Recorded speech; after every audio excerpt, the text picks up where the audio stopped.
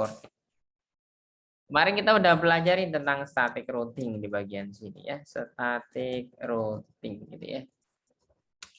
Nah, sekarang kita akan bahas selanjutnya ada yang dinamakan dengan dynamic.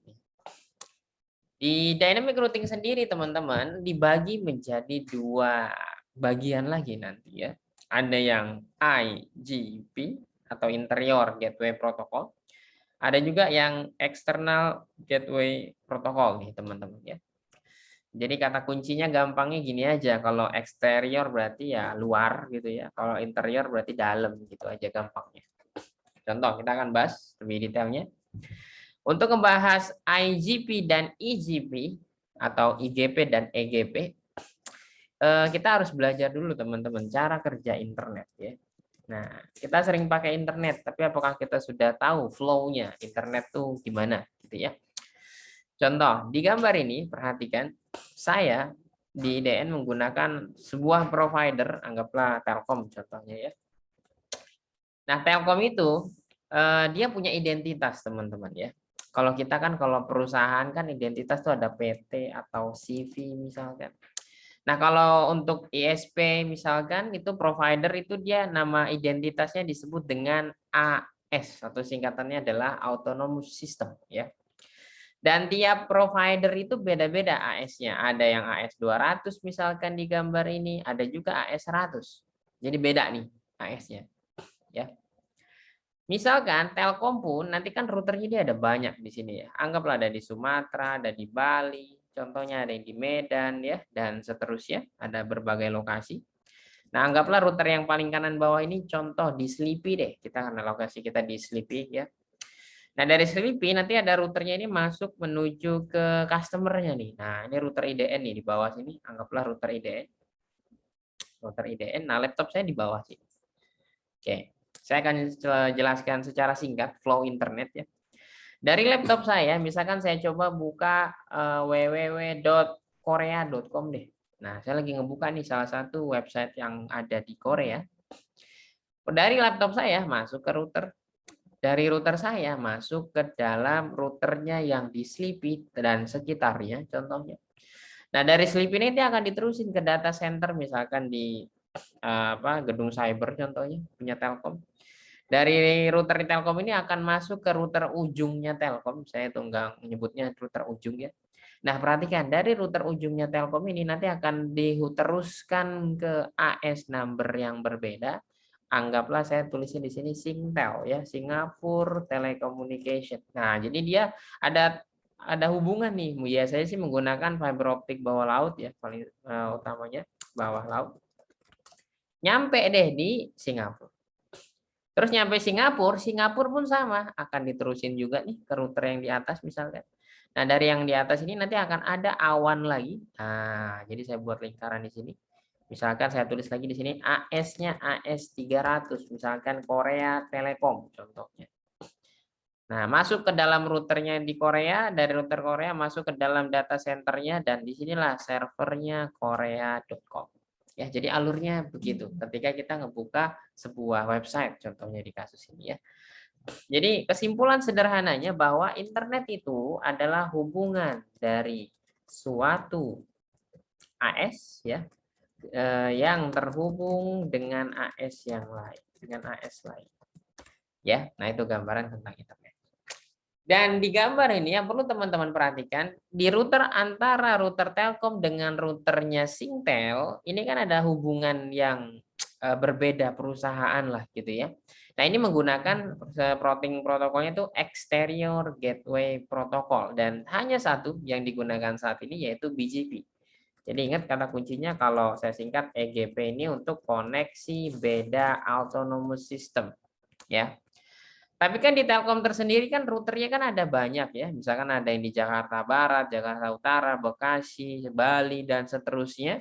Nah, ini dinamakan dengan yang IGP. Jadi IGP ini buat menghubungkan atau mengkoneksikan masih di dalam satu AS yang sama. Nah, itu kata kuncinya.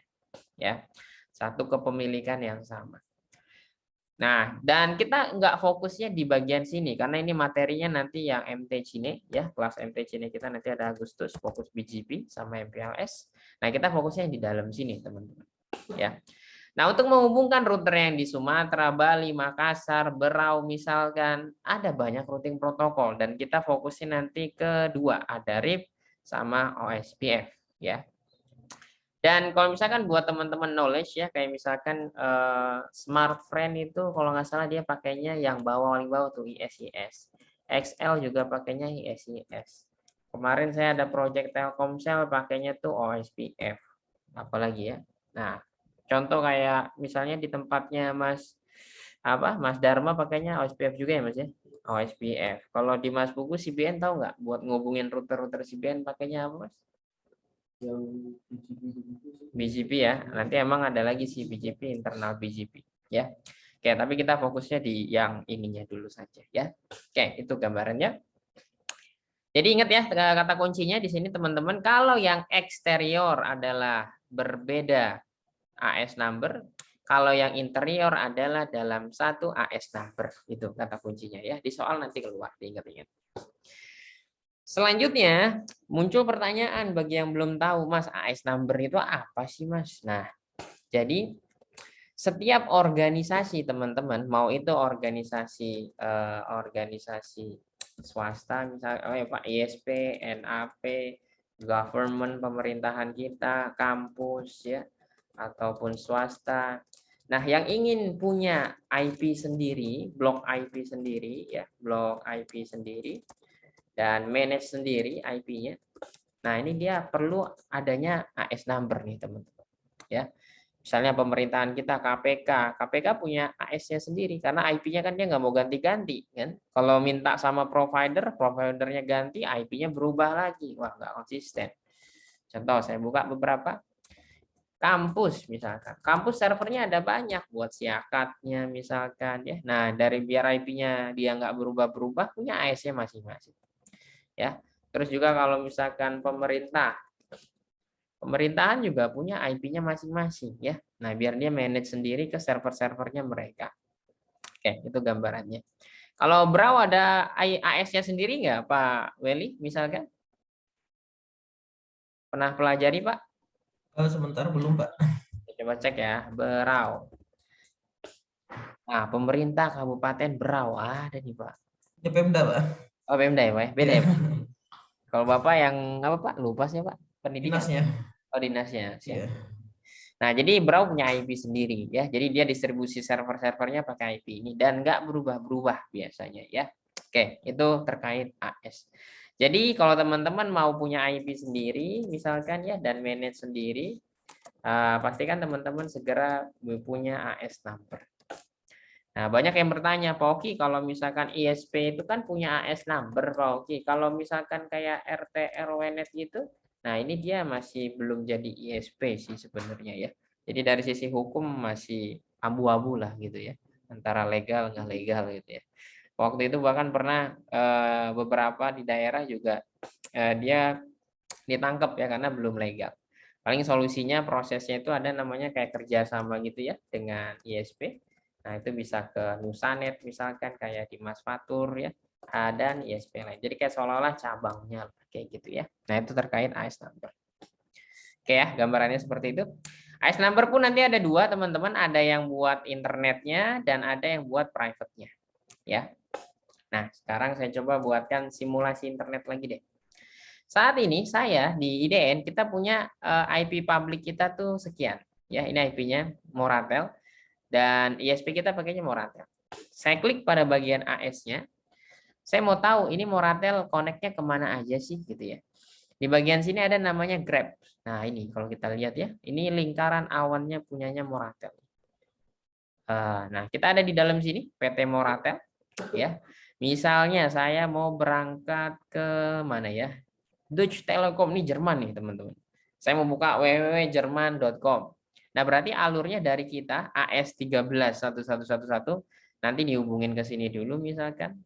Nah, ini mungkin parent perusahaannya atau NAP-nya contohnya. Dari sini diteruskan ke GTT Communication. Dari sini baru ke Jerman. Ya, kalau saya mau buka website Belanda, mungkin ke Jerman dulu baru ke Belanda, ya. Nah, ini contoh gambaran cara kerja internet. Semakin banyaknya hubungan, semakin cepat ke tujuan, maka latensinya semakin kecil, gitu ya kata kuncinya. Oke, itu untuk yang AES number. Dan kita fokusnya ke OSPF protokolnya nih teman-teman. Jadi kalau lihat gambar ini kita fokusnya untuk menghubungkan yang di dalamnya sini, router-router yang di dalamnya menggunakan OSPF ya. Jadi OSPF itu kepanjangannya Open Shortest Path First ya. Dia masuknya kategorinya IGP, IGP, Interior Gateway Protocol. Nah, OSPF itu kelebihannya teman-teman, dia punya kemampuan namanya link state, melakukan deteksi linknya tuh. Dan dia ada algoritma Dijkstra-nya. Buat apa Mas? Mencari jarak terpendek. Misalkan Telkom nih dari Sabang ke Merauke, dia lewat jalur mana? Apakah lewat jalur Jawa? Apakah Kalimantan, Sulawesi, Papua misalkan? Nah, itu nanti ada perhitungannya, mana yang terbaiknya, mana yang tercepatnya. Ya. Nah, itu kalau SPF dia ada algoritma untuk memilih jalur terbaiknya ya. Dan OSPF-nya mampu jaga ngatur distribusikan routing walaupun dia berubah-ubah topologinya. Jadi misalkan ada 100 nih routernya Telkom contoh ya. Misalkan ini kita ada penambahan 5 router, ya udah nanti ada penambahan dan secara otomatis dia akan distribusi semua nih yang 5 routernya ini ya. Beda sama statik kemarin ada penambahan router tambah lagi statiknya. Kalau ini dia udah otomatis semua. Ya, itu poinnya nomor 3. Dan yang keempat, dia itu komunikasinya menggunakan IP protokol nomornya 89. Nah, pastikan kalau teman-teman ngejalanin OSPF, pastikan nomor 89-nya di low ya, jangan di block.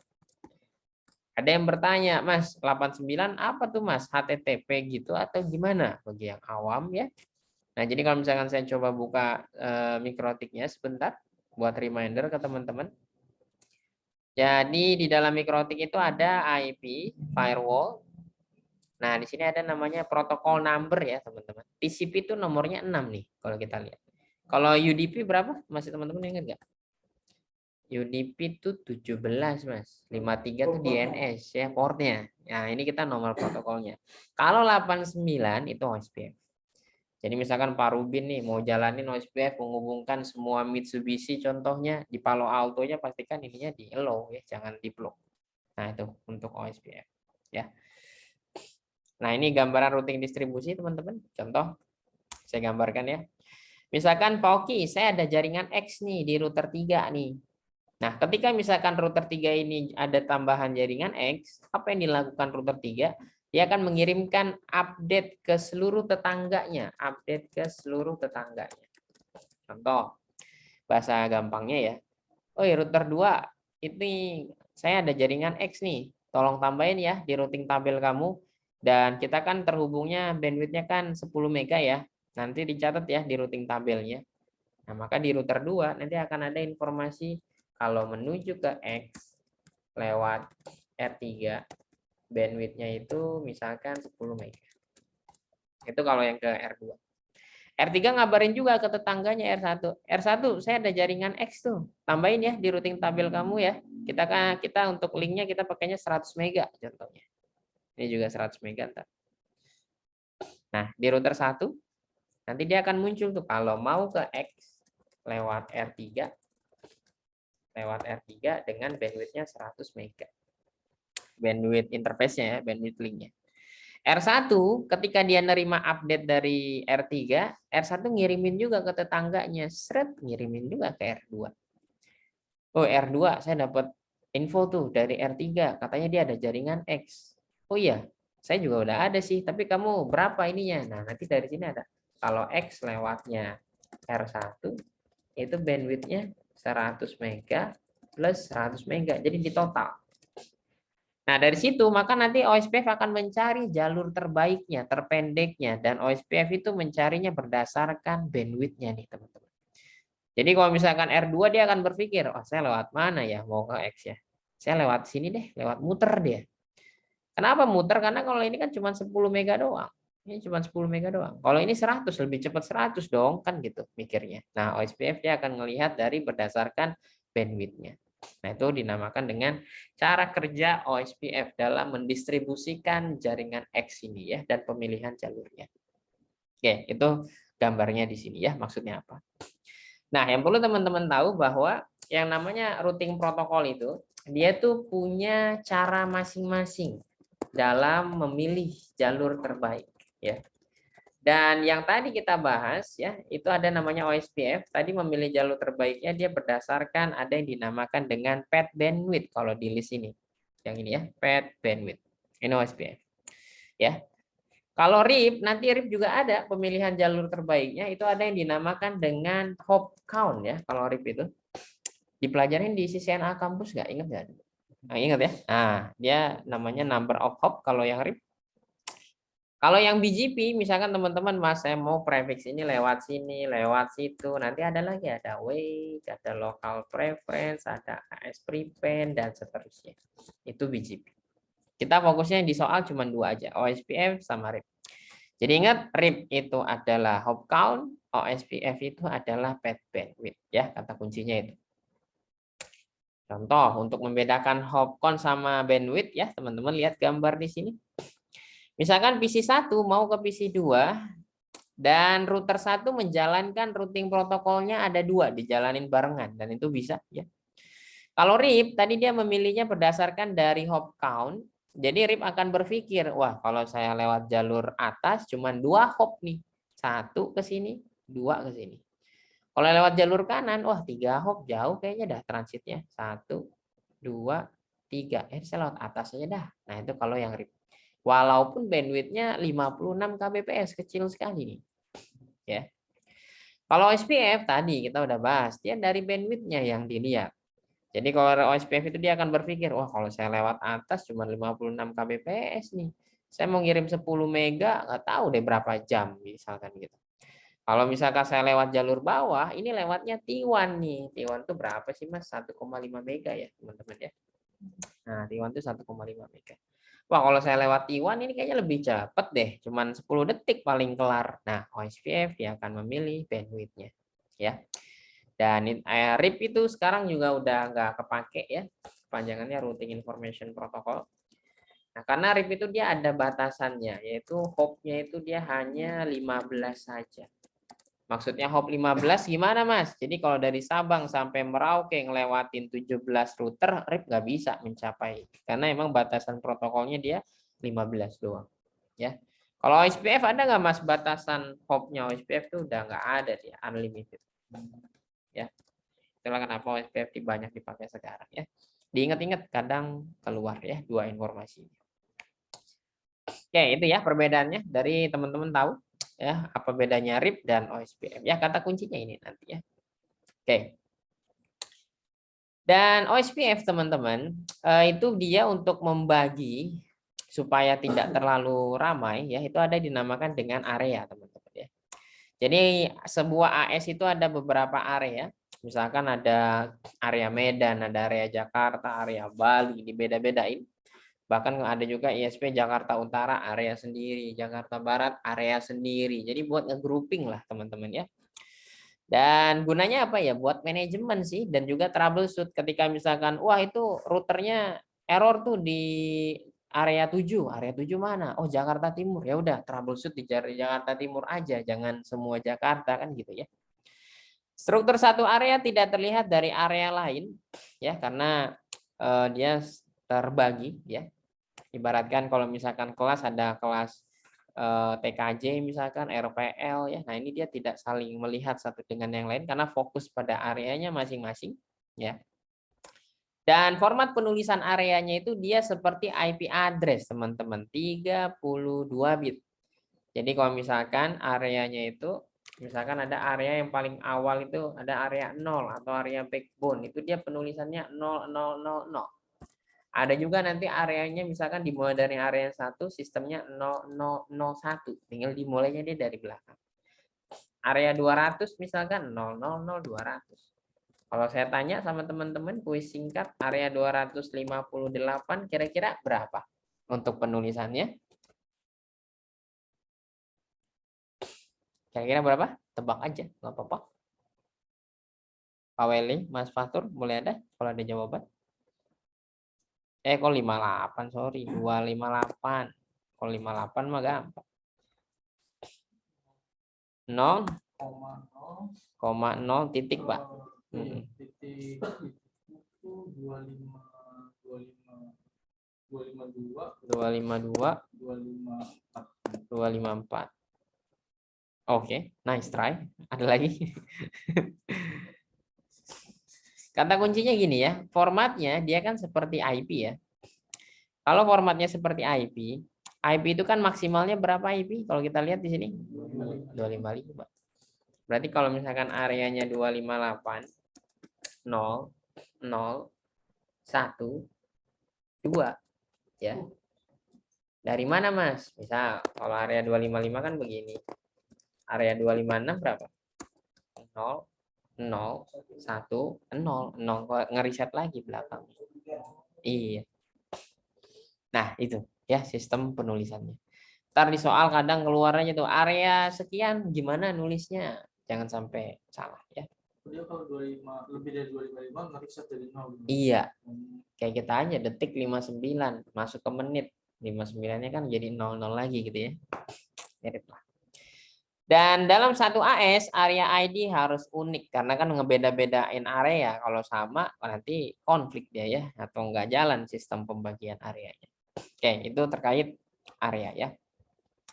Contoh misalkan gambarannya nanti seperti ini nih, gambaran besarnya OSPF ya. Di gambar ini ada beberapa istilah baru yang mungkin teman-teman belum tahu ya, beberapa. Di situ di area 5 kalau teman-teman lihat ada nama istilahnya namanya IR. IR itu internal router. Dari namanya berarti ini router yang berada di dalam satu area yang sama. Ini namanya IR. Jadi misalkan nih di area 0 saya ada 20 router, Pak. Begini contohnya. Nah, ini IR semua nih karena kan semuanya ada di dalam area 0. Ini juga ada 7 router. Berarti ini IR-nya semua di area 4. Ini juga ada areanya, ada routernya ada sekian, Pak. Nah, ini IR semua nih, karena di dalam satu router yang sama semua. Ya. Setelah IR, ada lagi kalau teman-teman lihat nih namanya ada ABR nih ya. Nah, saya tulis dulu penjelasannya. ABR itu kepanjangannya Area Border Router. Jadi ini fungsinya apa, Mas? Router yang ada di tengah lah, yang menjembatani antara satu area dengan area lain. Nah, itu namanya ABR. Ya. Misal area 0 connect ke area 1 ada ABR-nya. 0 ke 4 ada ABR-nya. 4 ke 5 ada ABR-nya. Pokoknya setiap connect beda area selalu ada penghubungnya aja namanya ABR gitu ya. Selanjutnya yang terakhir ada namanya ASBR, teman-teman. AS tadi kepanjangannya apa, AS? Autonomous System. Terus BR-nya Boundary Router. Ya. Apa fungsinya, Mas? Fungsinya ini bahasa gampangnya router yang paling ujung yang connect ke AS lain atau routing protokol lain. Nah, ini namanya ASBR. Contoh, bahasa gampangnya menteri luar negeri lah ya. Jadi misalkan ini ada satu router, ini kan connect ke AS lain nih. Misalkan tadi saya tulis Singtel ya. Misalkan AS 200 Singtel. Nah, router yang ini, yang connect ke Singtel ini disebutnya namanya ASBR. Jadi teman-teman jangan bingung nanti ketika troubleshoot ada yang bilang, coba lu cek dah ASBR-nya itu udah benar belum sih settingannya. Berarti router yang ini nih, yang connect ke sini. Coba lu cek ASBR yang menuju ke mana misalkan. Ya, nah ini namanya ASBR. Nanti ada lagi misalkan ketika troubleshoot, coba itu ABR-nya udah di setting belum, udah benar belum daftarin networknya, berarti ABR itu yang ini. Gitu ya. Nah, ini penamaan di dalam istilah OSPF ya. Jadi ini ada yang connect ke AS yang lain atau connect ke routing protokol lain. Biasanya kan kalau connect AS routing protokolnya apa tadi? GP ya. Nah, ini kan connect routing protokol lain juga. Nah, itu ASPR. Ya.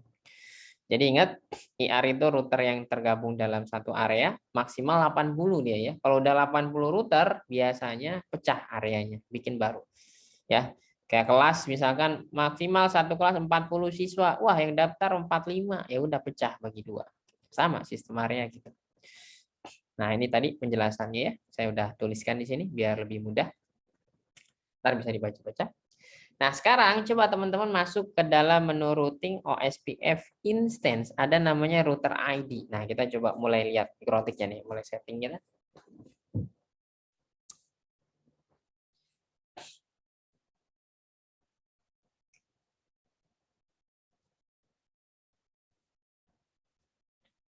Coba dilihat berapa router ID-nya.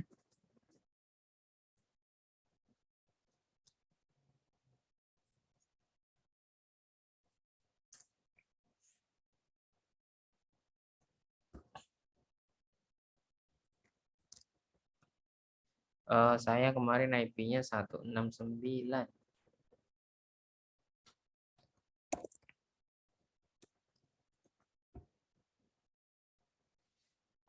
Oke.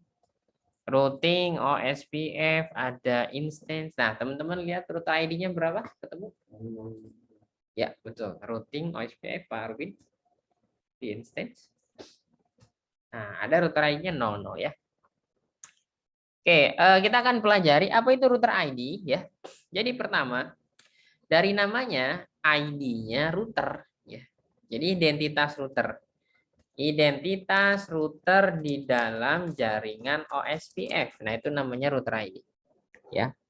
Fungsinya ya pengenalnya ya identitasnya. Formatnya dia 32 bit kayak IP dan nggak boleh sama dengan yang lainnya karena kan beda-beda ya tiap router, tiap orang KTP-nya beda-beda.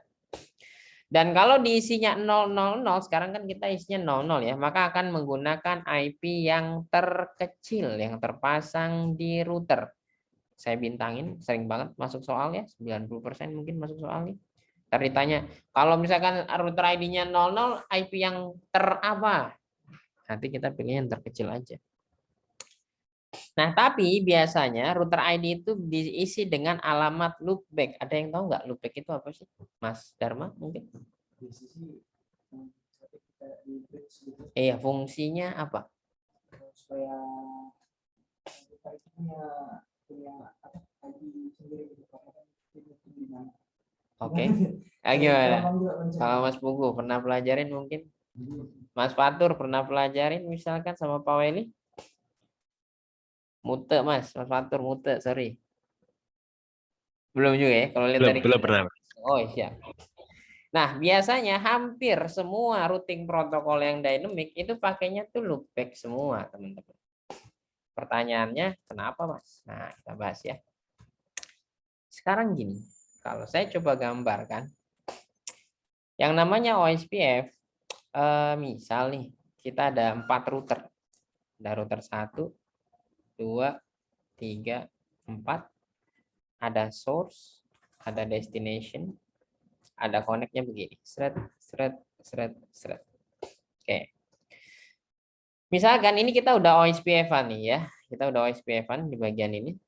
Ketika kita sudah OSPF, router 1 kan berarti dia ada 3 interface, dia ada 3 link nih. Ke sini, dan ke sini. Kalau misalkan kita ID-nya pakai yang 0000 ya, berarti tadi kata kuncinya dia akan memilih IP yang terapa? IP yang terkecil. Oke. Misalkan saya ganti nih, saya pilih. Kalau bahasanya gini, "Woi, siapa nih yang paling kecil nih di kita nih?" Kayaknya gue ada yang paling kecil. Ya udah, lu jadi ID ya. Ya udah, gue jadi ID dah. Nah, jadi dia komunikasi OSPF ke semua tetangganya menggunakan ID. Yang jadi permasalahan, kalau misalkan link ini putus, router 1 dia akan, waduh, itu ID-nya mati tuh. Ya udah cari lagi siapa yang terkecil sih. Ya udah, gue yang lagi paling kecil nih sekarang. Ya udah lu jadi ID ya. Nah, jadi ID lagi dia. Kalau ada link lagi ke bawah, misalkan ke router lain, dia ngobrol lagi menggunakan ID ini. Kalau ini putus, nyari ID lagi. Jadi nggak konsisten nih siapa IP apa ID-nya nggak akan berubah-berubah dan itu ngerepotkan dalam troubleshoot juga nanti. Solusinya kita menggunakan IP loopback nih teman-teman. Ya.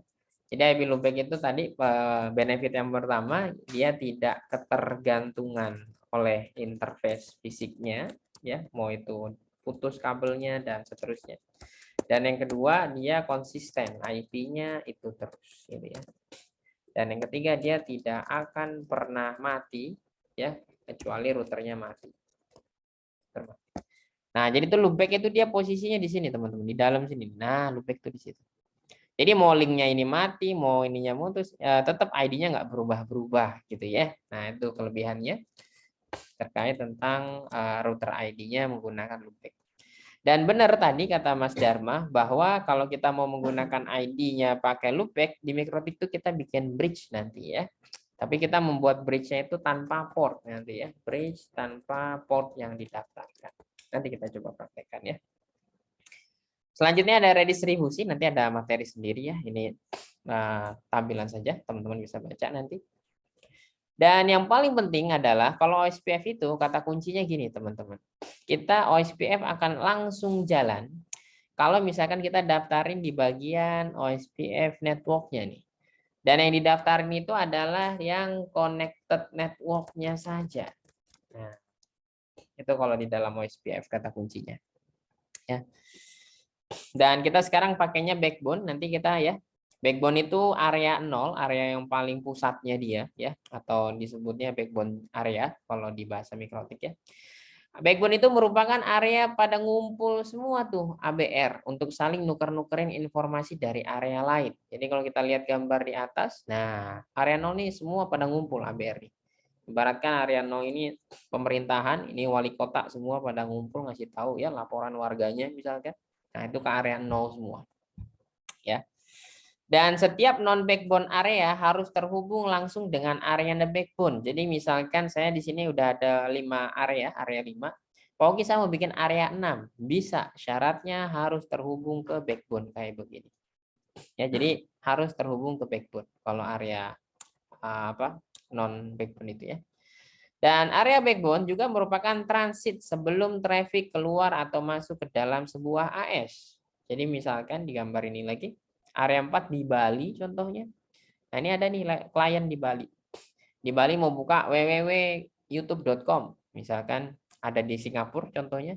Berarti dari area 4 masuk dulu ke 0. Dari 0 diterusin ke Singapura. Dari Singapura masuk lagi ke 0, ke 4, baru ke customer. Jadi 0 ini pusat transitnya gitu ya. Kalau ada area yang tidak termasuk terhubung langsung ke area backbone, bisa pakai virtual link, teman-teman. Maksudnya tidak terhubung langsung gimana, Mas? Nah, kalau kita lihat nih area 4 ya. Area 4 kan ada terhubung langsung nih ke 0. Area 5 ada terhubung langsung ke 0 nggak, teman-teman? Nggak ada ya. Nah, kalau seperti ini nanti area 5 tuh nggak dikenalin sama semua area yang lain. Biar bisa area 5 harus pakai ada namanya virtual link. Ya. Biar bisa seolah-olah tuh kayak ada tunnel gitu ke area 0, jadi biar bisa dikenalin semua area yang lain. Nanti ada materi khususnya lagi ya. Oke. Sekarang kita akan coba buatkan yang ini 3 router kita ya. Pertama, yang akan kita lakukan, kita akan migrasi dari static routing ke OSPF. Ya. Jadi step yang pertama IP address sesuai topologi kita sudah. Nah, step yang kedua kita buat bridge, lalu tambahkan IP address untuk loopback-nya. Nah, kita sepakati dulu router 1 IP-nya sekian, router 2 sekian, router 3 sekian untuk IP loopback-nya. Nanti buat jadiin ID-nya nih, identitasnya. Contoh, saya dulu di router 1 ya. Misalkan saya buat bridge dulu, ini di router 1, loopback. Nama doang ya, bebas. Lalu dikasih IP address. Saya tambah 1111, dia pakainya /32 aja karena IP-nya sendirian ya, nggak perlu dia ada satu grup /24 misalkan, nggak perlu karena IP-nya 1 aja buat identitas. Apply. Oke. Kalau /32 ntar begini ya. Setelah dikasih IP kita jadikan router ID. Saya masuk ke poin nomor 3 sekarang. Masuk ke dalam menu routing OSPF instance. Nah, kan router ID-nya 0 nih. Kita ubah, bukan tambah baru. Awas, ada yang salah. Kita ubah. Nah, ini kita pakai ID-nya. Tadi berapa IP-nya? 1111. Dan step yang nomor 4, tambahkan semua connected network pada OSPF network. Jadi kan di bagian sini ada network nih sebelahnya. Kita daftarin yang connected network. Berarti kalau di router 1, yang didaftarin network berapa aja? Tolong sebutkan, teman-teman. 192. 168 10. Ini yang ke bawah nih, yang ke bawah. Terus apa lagi? 12 0 ya. Enter. Ini yang ke kanan nih, teman-teman. Sama loopback-nya dimasukin juga. 1111. Nah, udah selesai di router nomor 1. Saya lanjut dulu, saya selesaikan baru nanti teman-teman ya. Saya masuk ke router 2 Oki. Sama stepnya, bikin bridge dulu. Lalu dikasih IP. Kasih IP-nya, kalau router 2 tadi yang 222 ya. interface-nya ke yang loopback-nya atau bridge-nya. Jadiin router ID, routing, OSPF, ada nama instance. Masukin 2222 sama daftarin network-nya deh. Berarti kalau di router 1 untuk daftarin network-nya berapa aja? Router 2 daftarin network-nya berapa aja? Tolong sebutkan lagi teman-teman. 20 ya yang ke bawah ya di R2, terus 12 yang ke kiri, yang ke sini 23 dan loopback-nya 2222. Terakhir, saya coba masuk lagi ke router nomor 3 sekarang. Router 3 Oki. Oke. Sama buat bridge juga. Bridge 2 namanya. Yang kemarin dibiarkan aja atau enggak ganti aja biar enggak ketukar ya, loopback. Kasih IP address 3333. Interface-nya nanti yang loopback masuk ke router ID-nya kita ganti ya 3333. Nah kalau networknya kita sambil lihat lagi networknya berapa berarti teman-teman networknya ya 23230 terus 192.168.30 sama yang 3333 aja. Nah, kalau udah kita daftarin, nanti otomatis mereka saling tukar-tukeran nih, teman-teman. Makanya kalau kita buka di router 1, nanti di IP root-nya, nanti akan muncul tuh, tiba-tiba ada namanya DO. Ya, kepanjangannya apa? DO? Dynamic OSPF. Pertanyaan saya, kenapa warnanya biru? Ada yang tahu nggak?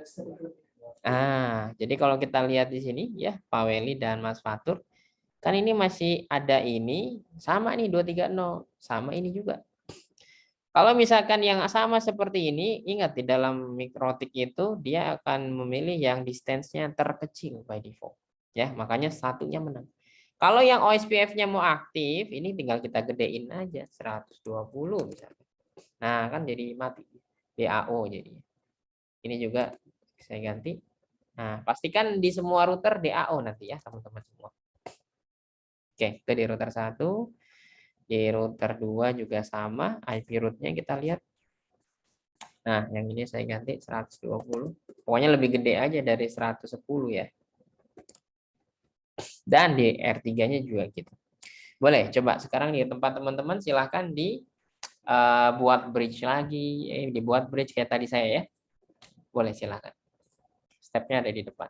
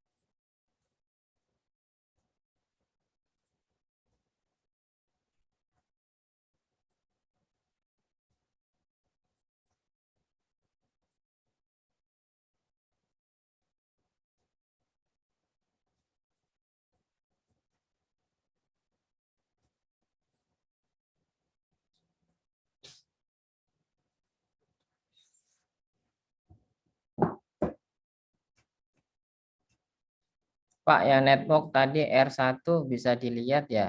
Oh, network R1 sebentar, Pak. Routing OSPF network. Nah, seperti ini, Pak.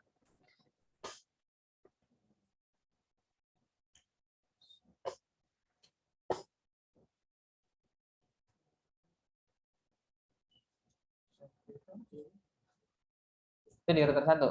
Iya. Kalau router 1 intinya yang terhubung sama router satunya aja, Pak Rudi. Oh, IP network yang Ini. terhubung Yang ya. nempel ya. Kalau static routing kan kemarin kita daftarin yang nggak nempel. Kalau Iya. sekarang yang nempel, kebalikannya gitu.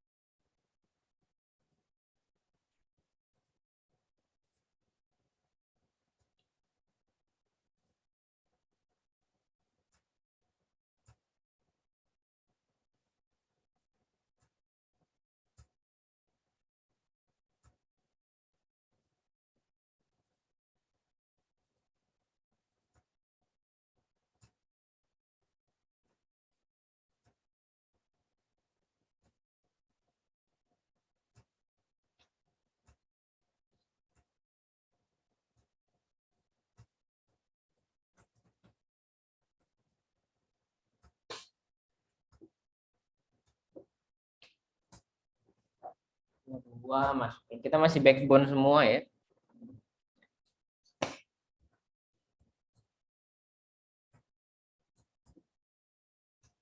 Selama dia kalau static dikasih routing mark dia nggak jalan ya. Saya jangan beli video. Maksudnya nggak jalan gimana? Saya kan ada nih, saya kasih. Oh iya, jadi di IP root-nya ada tulisan mark-nya. Tapi di role sama mangle-nya nggak jalan. Yang dua berarti ada 3 IP ya. Oh. Sama 12 juga. Ada 4 total, Pak. Yang ini nih, Pak. 1, 2, yang ke bawah, Oh, sama sama loopback. Oh. Dan jangan lupa slash-nya ya, Pak. Oh, Lihat nggak ada slash. slash-nya.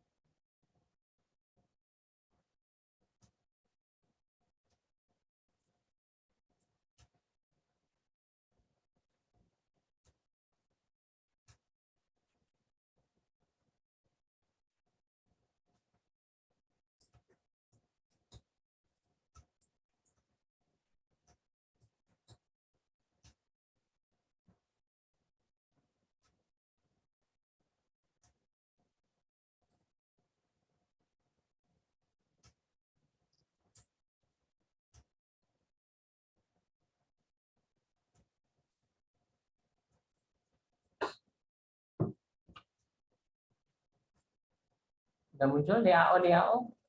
Oh, ini yang Ini router 1. Udah muncul ya tuh DO. Nah, tapi coba dibikin DAO gimana, Pak? saya satu routing 3. Oh, yang 3 dulu ya, boleh. Lanjut yang 3.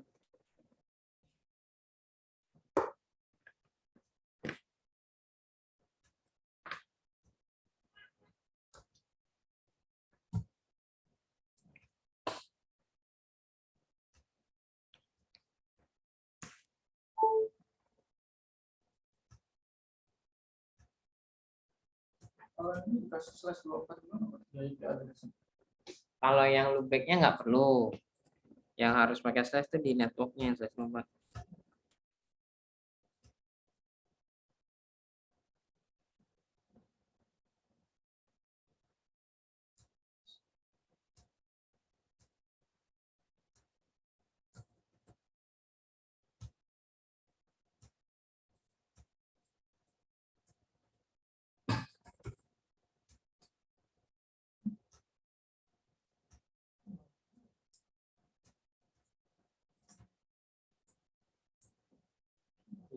enter.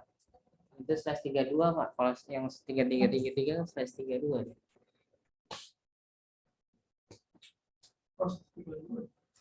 Kan loopback. Kalau loopback dia makanya slash 32 Pak.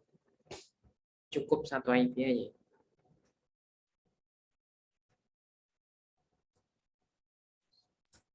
Berarti tadi stepnya bikin bridge untuk loopback dulu, kemudian bikin IP loopback, kemudian set router ID di instance-nya, Betul. sama nambahkan network ya. Iya, betul. Dan Cukup itu aja, pastikan muncul DAO semua nanti ya. Oke. Boleh. Pak Weni coba share screen deh, Pak. Ya. Coba biar kita cek, Pak.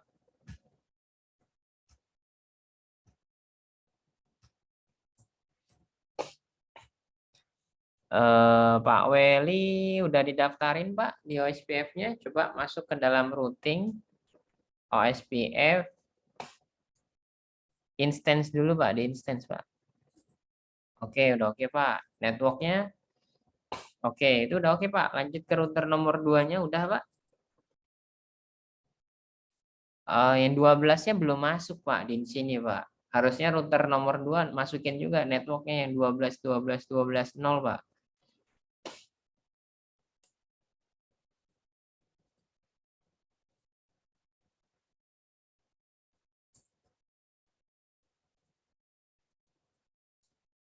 Oke.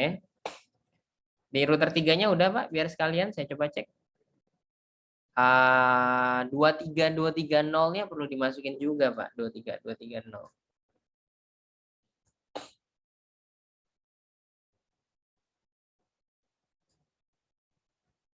Jadi pembatasannya ditambah 102 ya di sini.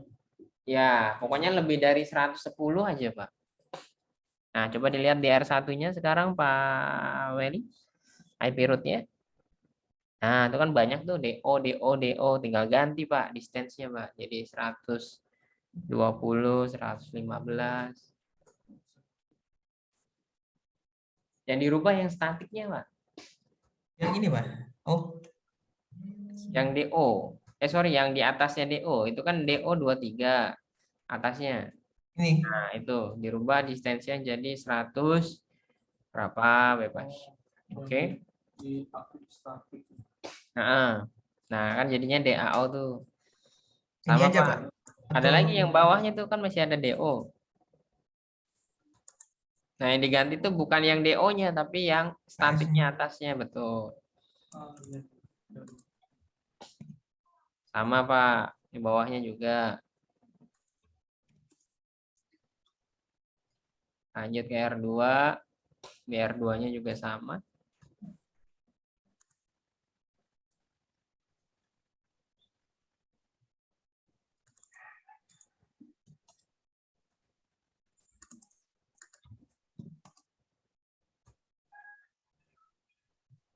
Ini enggak ya? Nggak perlu.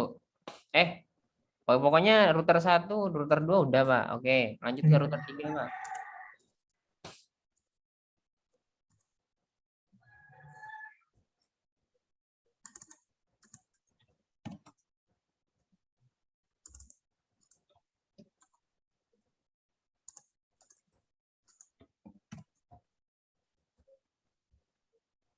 Sudah nih.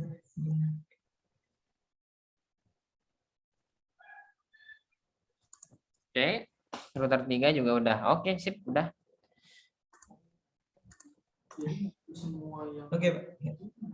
muncul semua gitu Di router berapa? di router 3. Hmm. Jadi semua router gitu di routing kabel itu Muncul semua. DO-nya tuh muncul semua gitu. DO Iya. Padahal kita hanya daftarin satu gitu. punya R3-nya aja, tapi kita Iya. dapat semua tuh R1, R2. Iya, karena dynamic gitu konsepnya.